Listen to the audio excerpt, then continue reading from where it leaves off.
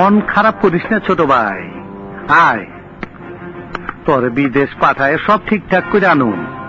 দরকার নাই, দরকার নাই বড় ভাই। যে আমার এই অবস্থা করেছে, আগে তার শোধ নেব, তারপর বিদেশে যাব। তুই যা চাস তাই হইব।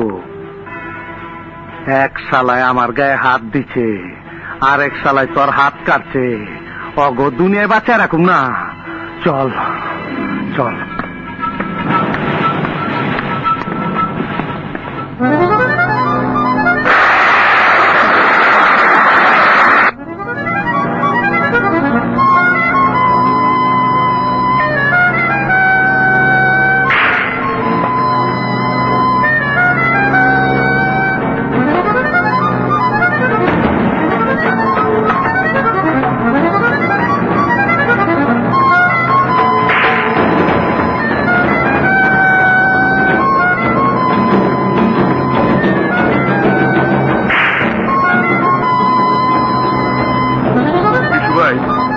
কথা শোনেন।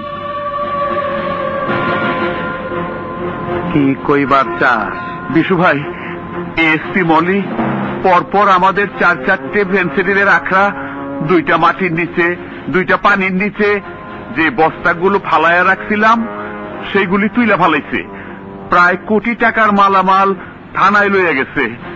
টাকা দিয়েও কাজ হইতেছে না। পুলিশের কড়া নিরাপত্তা জোরদার করছে। এখন আমাদের একটা কিছু করা উচিত।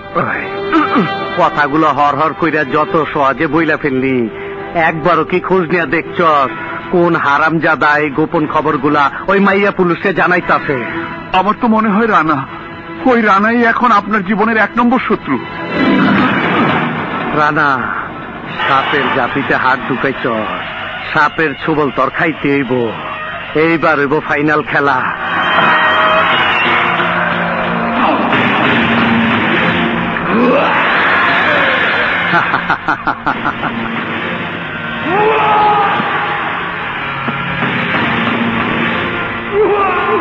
কে তুমি? আমি বিশু, তোর মাইয়ারে পাঠায় দিছি। তোর পোলায় আমার কলিজায় হাত দিছে। আমি ওর কলিজাটা প্রথম ছিঁড়া ফেলাবো, আর ওই যন্ত্রণা নিয়া ও জন আমার কাছে যাইব, তখন ওই যন্ত্রণার সুদ নিমু। বুড়িলে মাইরা ফেলা।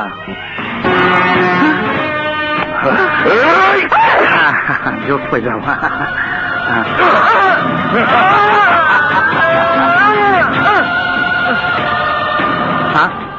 এই পাতনোর তাপে না বড় ভাই, মরে গেছে।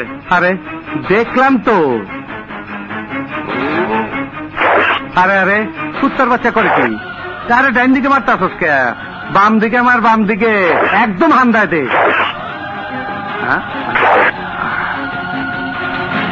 আরে সর সর।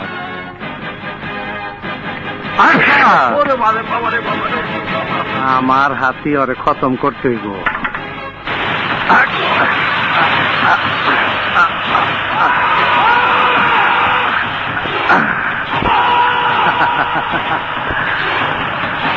এইবার মরছে। চিঠিটা দিয়ে যায়, ওর পোলা আমার কাছে আইব।